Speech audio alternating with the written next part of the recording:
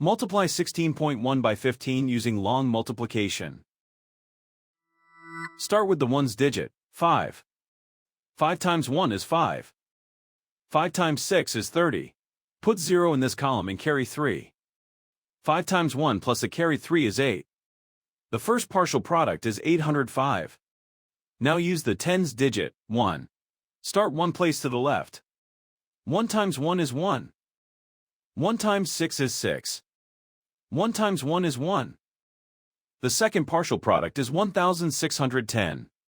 Now add the partial products, working from right to left. In the ones column, 5 plus 0 is 5. In the tens column, 0 plus 1 is 1. In the hundreds column, 8 plus 6 is 14. Put 4 in this column and carry 1. In the thousands column, 1 plus the carried 1 is 2. The whole negative number product is 2415. Count the highlighted digit after each decimal point. The factors have one decimal place altogether, so the product needs one decimal place. Place the decimal point one place from the right.